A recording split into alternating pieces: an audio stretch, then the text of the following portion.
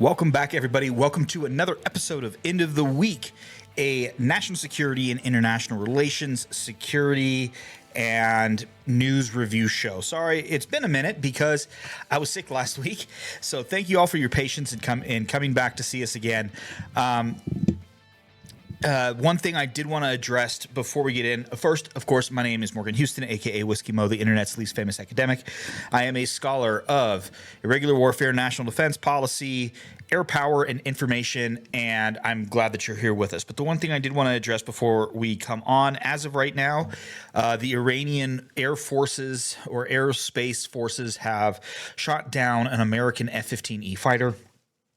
Rescue is underway. There have been some videos of an HC-130 and HH-60s. As of right now, it seems that one of the crew have been rescued. They are alive and receiving medical attention.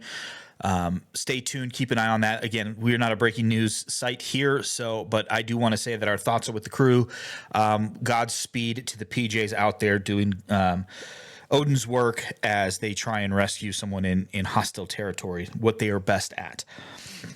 Today is going to be a little bit different. It's going to be more of an opinion piece because there was one thing that has come about in the last week that I really wanted to address. But before we get into my opinion, what I would really like you to do is if you would gently caress that like button. You know, it really does help when you hit the like button. It allows the algorithm to know that you find some value in this and that other people like you would as well. You can also go ahead, click the subscribe button. It doesn't hurt anything. It's free. It tells the algorithm that you like it enough that you want to keep getting more of this. And then if you want to know exactly when I drop new videos or when a new episode of the End of the Week comes out, go ahead and hit the notification bell, and it will let you know and give you a notification when we are live. And that is all I ask. Everything's free. Click a few buttons. So thank you so much for that, and thank you for your support, and I hope that you have something to say. Please get in the comments, let us know, give us a chance to have a discussion, and I'm really excited to see what you have to say about this. So this week we're going to talk about NATO. Again, the President of the United States, Donald Trump, has some words for NATO. In this case, unlike the previous times that we've talked about NATO, which has generally been around Greenland and some of the defense issues that go around there. This time, the president has made some claims about wanting to withdraw from NATO, not seeing the value in the NATO allies. And a good chunk of this stems from the fact that NATO allies are not supporting him and his war in Iran.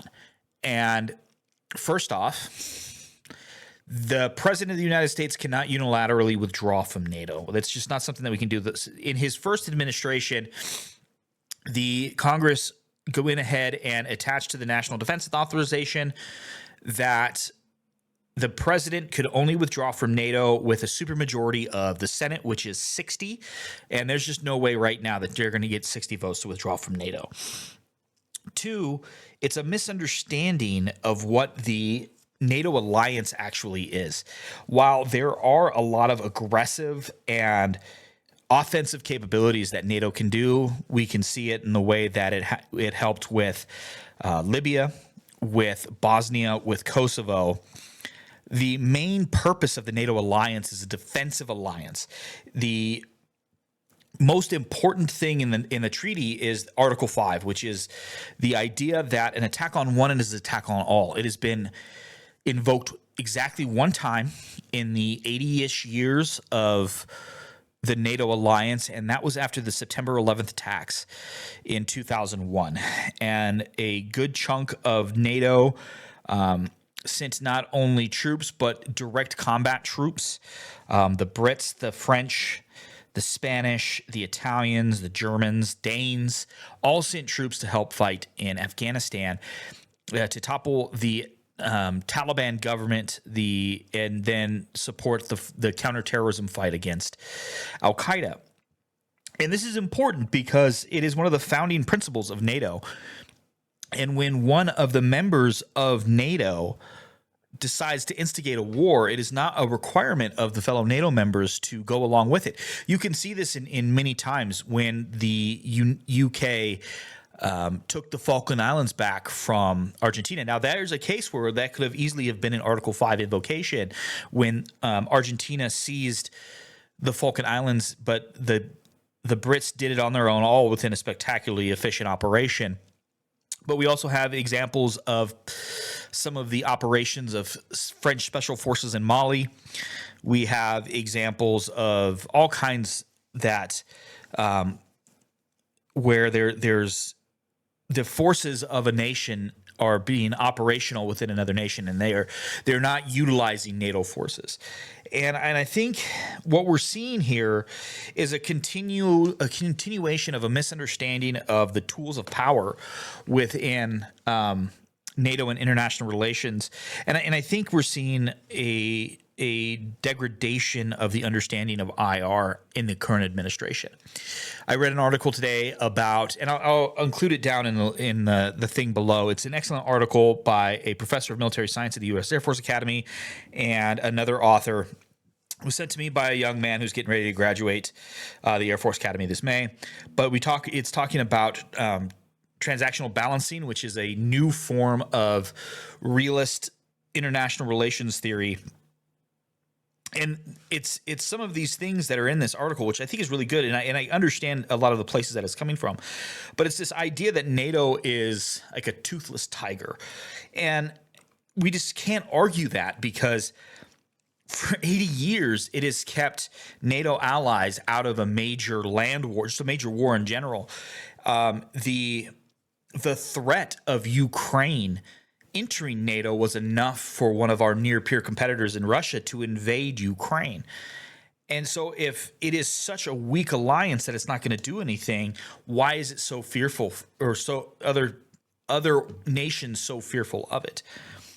Yes, there are problems with NATO that need to be addressed, but I don't think the constant threat of withdrawal has the effect that the president thinks it does.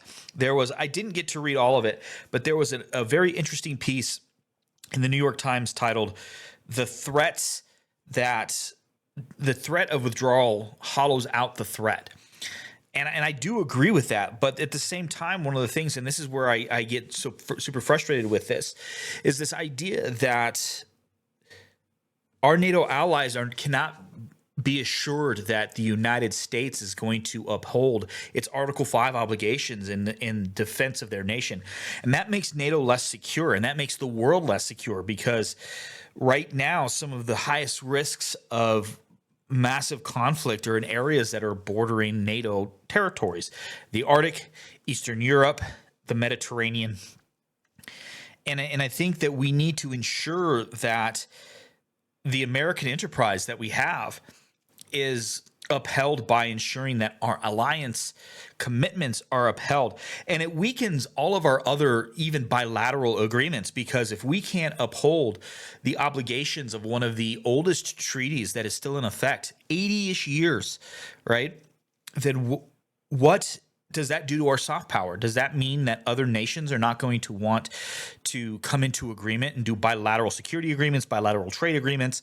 And those are the kinds of things that we need to be thinking about when we make these claims about NATO. And this, again, shows to me the kind of childish views of the American hegemon that is the current state of the world. Up until recently, America was the only superpower, and at this point, I think China is effectively rising to take a mantle of the next superpower. That doesn't mean the U.S. is going to lose it, but like economically speaking, the way that they are hawkishly growing the military, these are things that should be concerning to Americans and American policymakers. And one of the ways that we can still ensure that America is safe is through things like the NATO alliance. And one of the things that has been done well, I think, through the Trump administration is the idea that all of the members need to be holding their weight when it comes to financially supporting their armed forces, raising their spend of the GDP, of their percentage of GDP on defense spending. I think that's a great thing. Like the rebuilding, while it's scary to some, the rebuilding of the German army and the German military is phenomenal. I think it's going to strengthen Europe. The addition of Finland, the raising of the quality of troops across the globe. But then you see now what is happening with the Iranian war. Spain and Italy have cut off their airspace to American air power, which is harmful. But the thing is, you've got to understand that, like, if you want nations to come along with you, you just can't threaten. There has to be the stick and the carrot. It can't just be constant sticks. When you beat someone enough, they're going to fight back. These are the kinds of things that are happening. So I'm very concerned, as always, with the continuing rise of the anti-NATO rhetoric that is coming out of Washington, that is coming out of the president, as well as Marco Rubio and Pete Hegseth. Pete Hegseth has gone on a whole couple of things that have been really getting my goat lately. Maybe I'll do a special episode about the things that are getting me with the Secretary of Defense right now. But I think that the best way to strengthen our security is to continue to strengthen our alliances. Our allies and partners have helped us in every way. We have never fought a war on our own. We have never won a war on our own. Every time that we have won a war or fought a war, we have done it with our allies and partners. And I think that because the current administration and their followers constantly pine for a nostalgic past when America was quote unquote great, the thing they don't understand is that the greatness of the American century began through things like the NATO alliance, through collaboration with our allies and partners for both security and economic reasons, the rebuilding of Japan, the rebuilding of Germany. All of this is done with allies and partners. And with our trusted partners, we need to continue to support the organizations and the alliances that has brought about the American century, the American hegemony. And I hope that we can continue to build it. Luckily, there are some checkpoints and some speed bumps that will slow down, and I don't think that we're going to leave NATO anytime soon. But that is my little rant for the day. As always, if you liked what you heard, please go ahead, gently caress that like button. Click subscribe, let YouTube know, and Spotify is the follow button. Let them know that you get some value to this, that you really enjoy this. And if you want to know when a new video / podcast comes out, hit the notification bell. I really appreciate you taking the time to listen to me rant about the NATO alliance, about the rhetoric surrounding it. And if you would like to know more about some of the basics of international relations theory, realism, international institutionalism, let me know in the comments, and then maybe I'll do a video on those on just a regular video or something. Maybe one day I'll also talk about the peace war spectrum that has come out of my brain within the last year or so. But thank you as always for joining me. I hope that you've had a wonderful week, and I'll see you again at the end of the week.